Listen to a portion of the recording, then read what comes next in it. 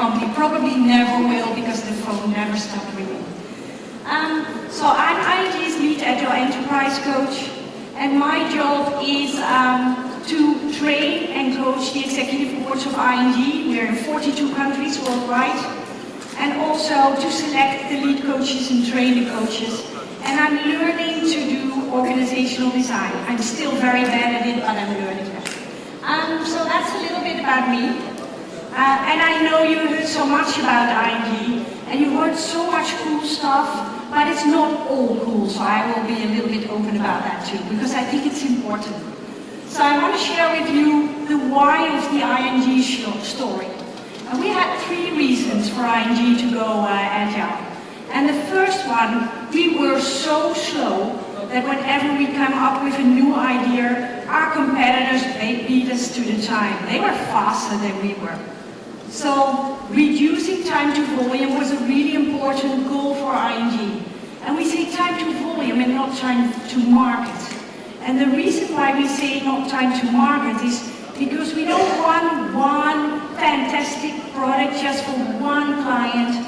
We want to make products that are suitable for lots of clients.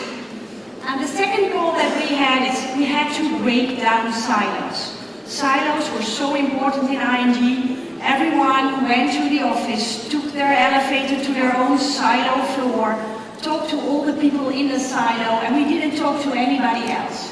And we knew if we wanted a better output, we wanted a better impact as ING, that we needed to break down the silos and reduce the handovers in our processes. And the third one is, it was simply not cool to work for ING. So we had trouble finding staff that wanted to work for us. We had trouble finding cool developers because, you know, developing for a bank was not considered cool. So those were our 3 reasons. Because we felt relatively safe, because we are a big bank, and we always thought that it's the big that eat the small. But we were so wrong there, because it's not the big that eat the small. It's the fast that beats the slow. And if you look at it from that perspective, there is and was a desperate need for ING to change. So let's talk a little bit about what I learned over the past decade about what is the trouble in an agile transformation. Let's look into what is it actually we're talking about. So one of the things that I consider really important is that we go from busy brag to achieving stuff. So we were all, and I was a senior manager within ING for 12 years also, we were all so busy sharing with you that we had 12 meetings yesterday. But who cares how many meetings you have if you don't achieve anything, right?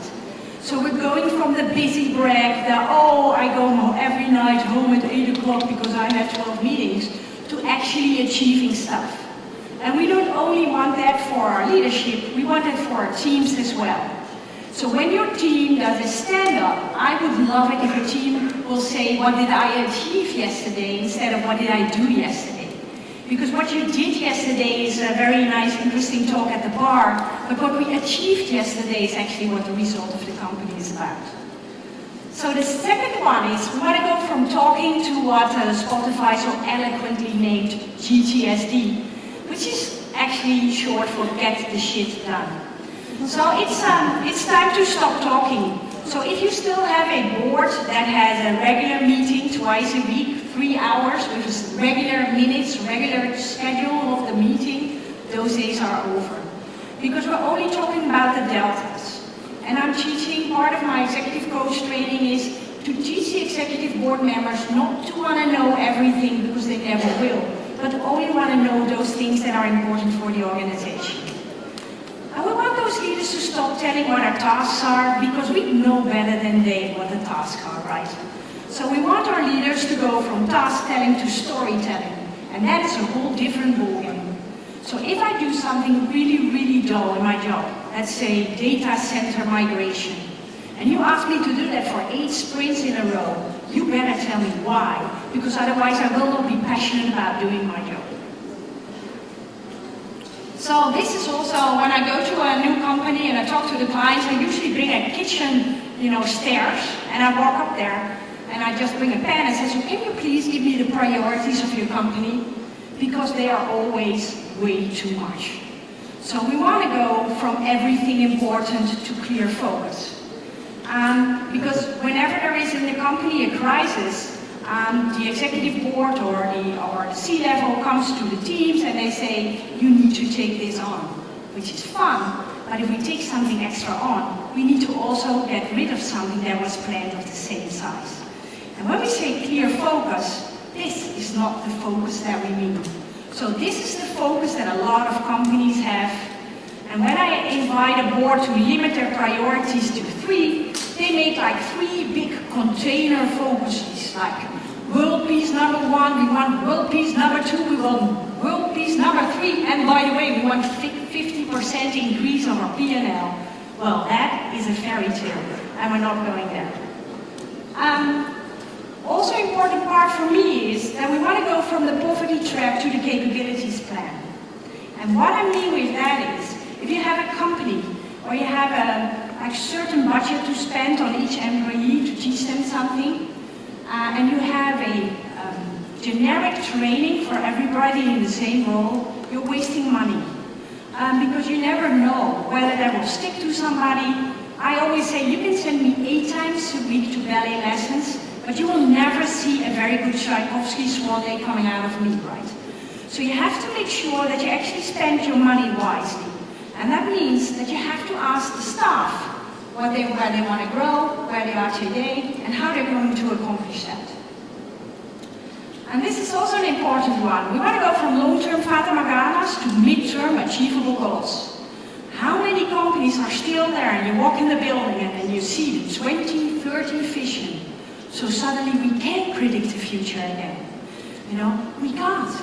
So whatever you have in your mind for 2030, I bet you 99.6% you are not going to achieve it. So let's not waste on achieving things that we're not achieving anyhow. Let's slice it into mid-term reachable goals that make sure that everybody in the team knows what to do tomorrow and where it contributes to for the company. So, well, that is an obvious one. We want to go from disengaged people to engaged people. And the good news is, I'm a firm believer in people. There are no disengaged people. They might show up disengaged because we ask them to do something that they don't like the ballet lessons for me. So we have to make sure that we give the teams autonomy and they actually are allowed to come up with their own plan to grow and to work on a product that they're actually passionate about.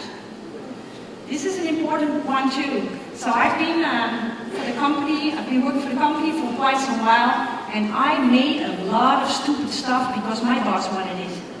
And I've been a boss for quite a while, and I know there are a lot of people who made stupid stuff just because I wanted it. And we want to get that out of the way. So if we make new stuff, and keep in mind coding is our last resort, then we have to make sure that we're actually making something that's contributing to the value of the company and the clients. And we need metrics for that. We need data-driven decision to come up with whatever plan we have. And just the fact that the value chain meeting okayed it 2 years ago is simply not good enough. So this question is asked the most to me from C-level guys. You know, you see these guys all wearing suits, and here's me, the girls, so they're disappointed already. And then they say, so Lily, can you please tell me what is so funny about failing? Well, there's nothing funny about failing. But we want to stop the big-time failing. We want to stop those failures that took us 3 years, and I bet in every big company, I sure know in ING, there are programs that lasted 2 years. And if you ask the people in the programs, will this ever work? They would have told you, no, it's not going to work. But we kept on going. And we have to make sure that we make minor mistakes. 2 sprints, 3 sprints maximum. And then if it's not working, we throw it out. But the only true failure that we have is those that we do not learn from. Those that we do not share, and those that we're so afraid of showing that it will break our ego, so we're hiding. So we want to go from hierarchical voice to equal voice. So I don't care what your rank is. If you have something to say about the product that is of value, please speak up. If not, please do not share your opinion. Because we talk too much with people with rank about whatever they want in the product, and they are too far away from the daily business to actually know what's in the product.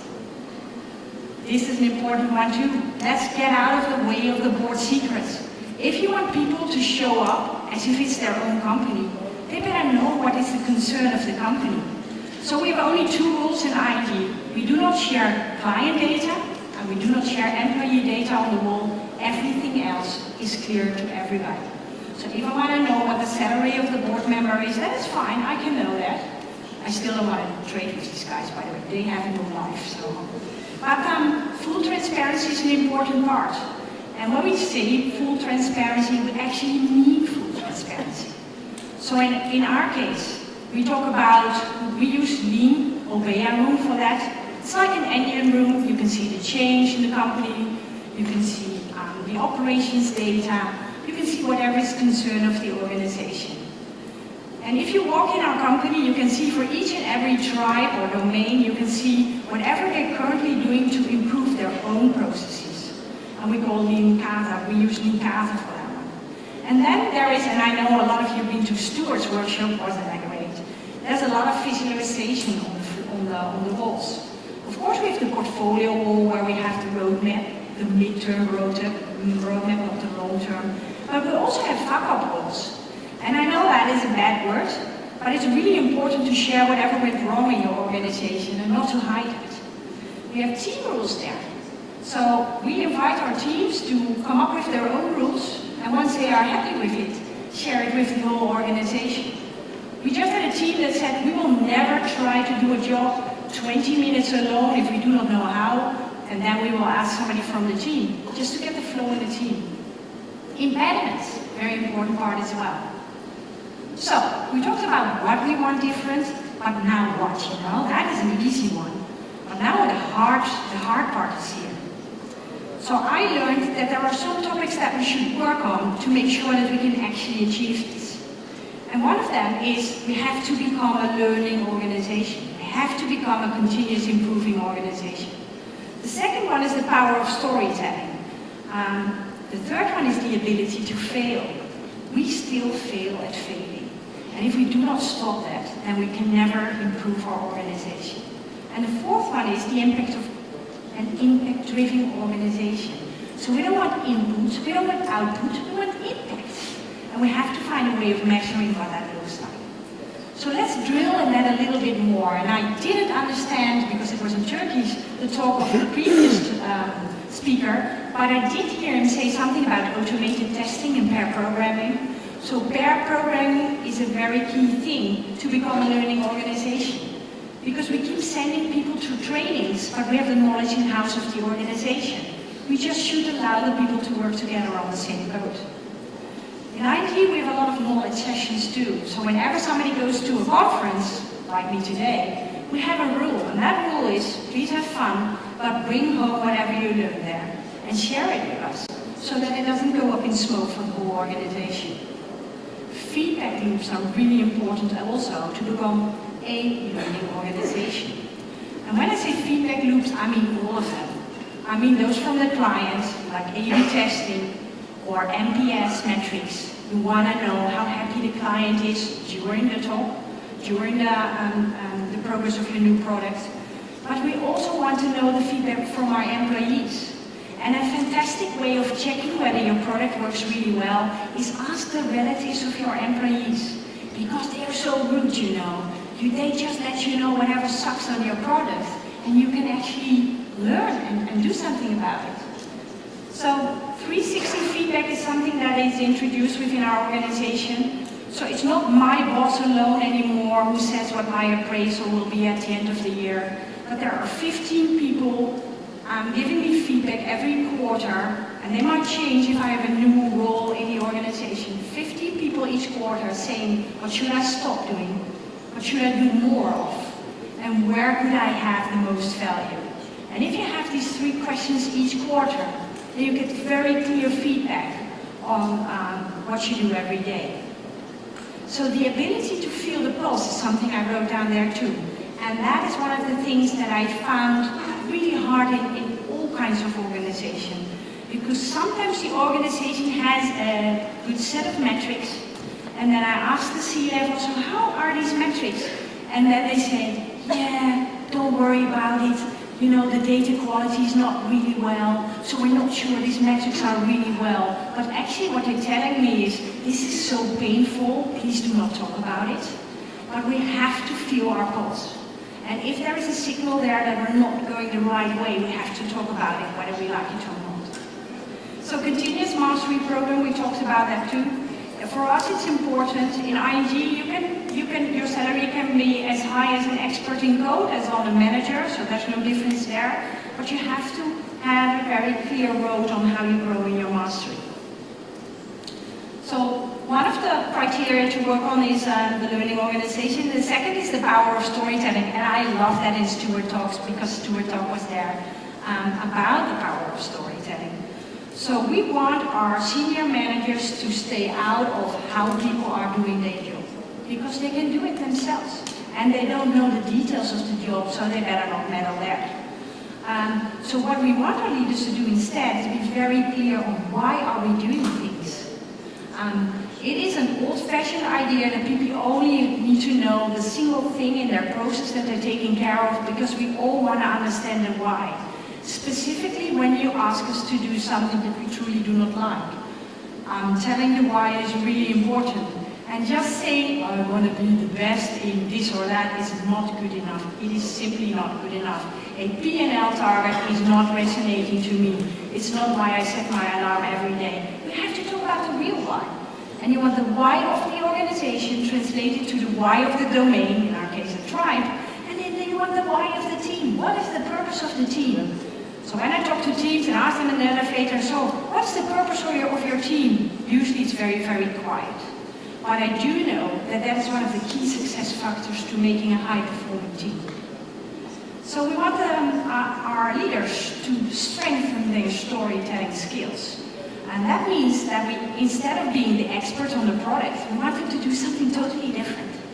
And I know a lot of you heard about that ING fired everybody and rehired everybody. We did that in one country, that was in Holland. We are in 42 countries, and in all other countries we're working with the current staff.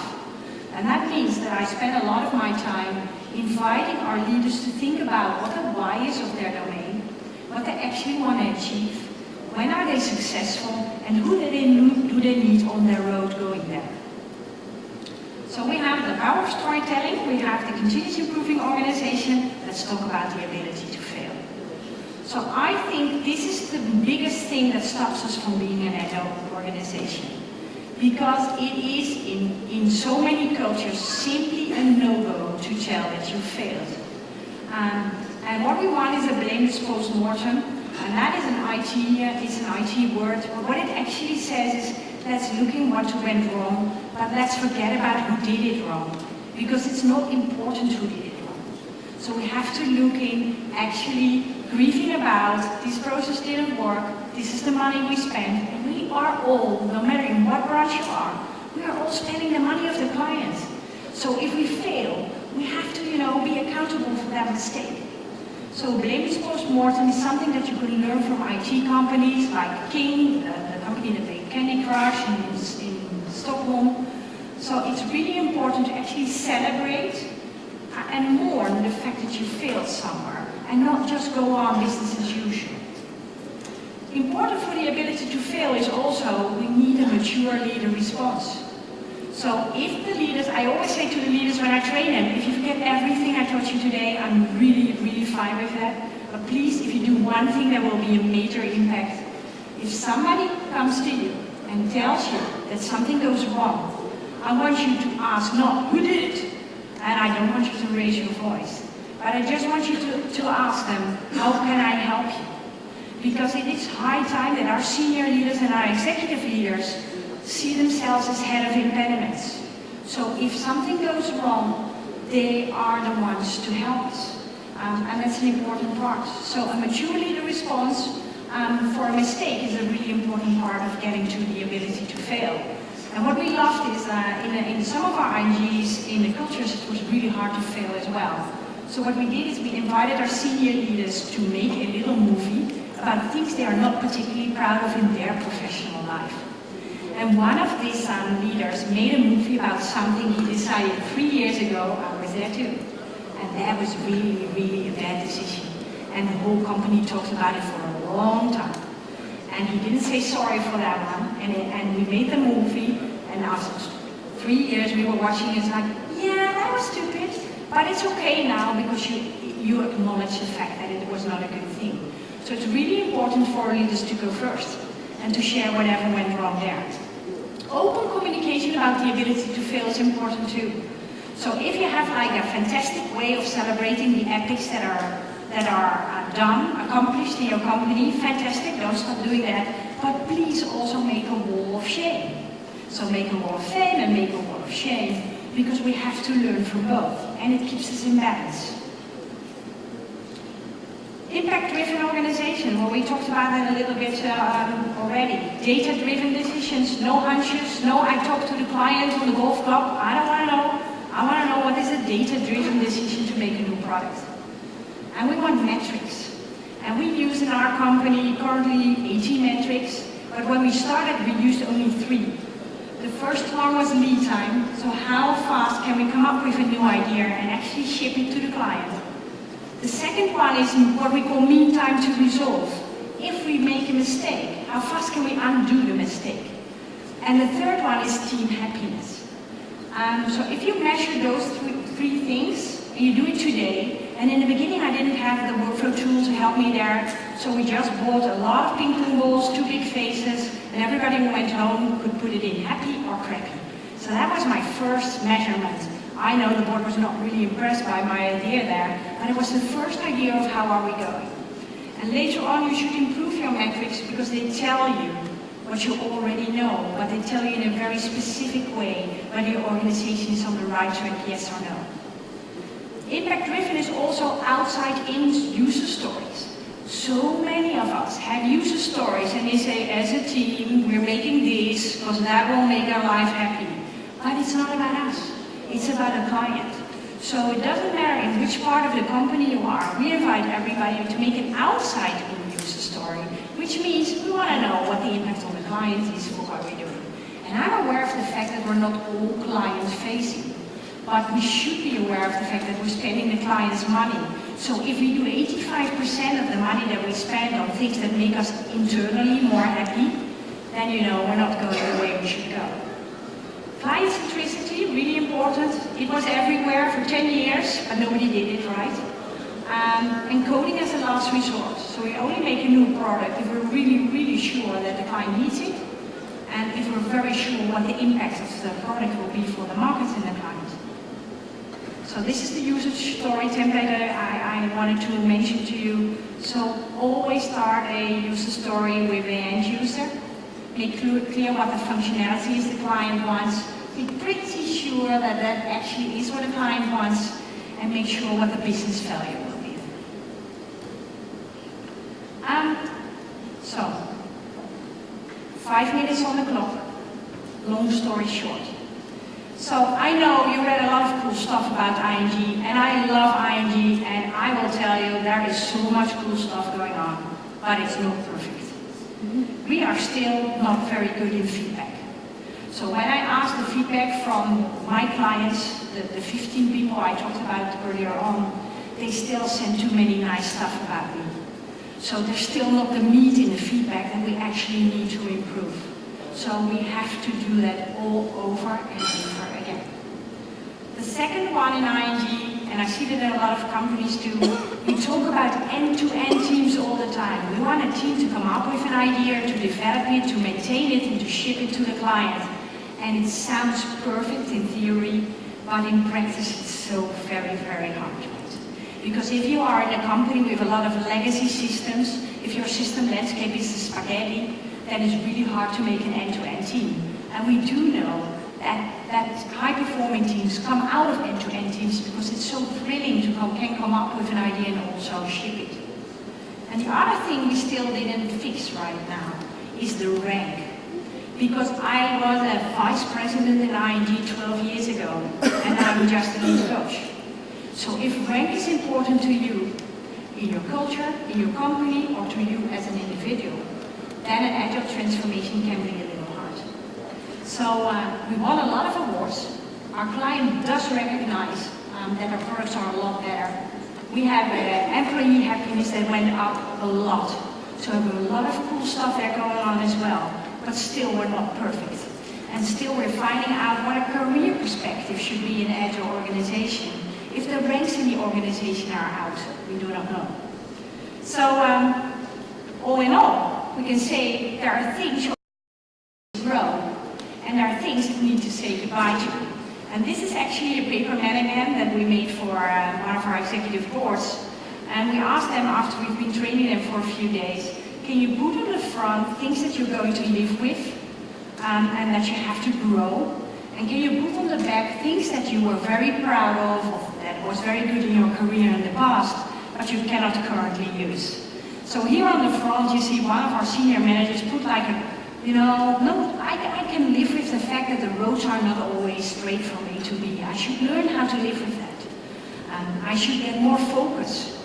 Because if I ask you to do something extra, then I never allow you to take something off your backlog. So I always wanted additional. So I'm trying to make you crazy, and I'm sorry about that. So this is actually, I didn't photograph, of course we photographed the back, but I didn't show it here. But I can tell you there's a lot on the back side of these mannequins that is really interesting.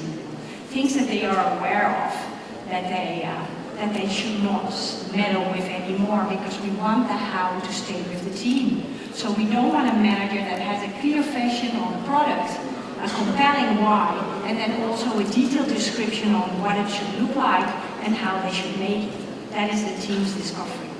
So there are a lot of things that the organization should change. But there's also a biggie, and that biggie is for you. So please remember that how big or small the change is, it always starts with you. And it starts with the leader in all of us. And I wish you very good luck with that. That's your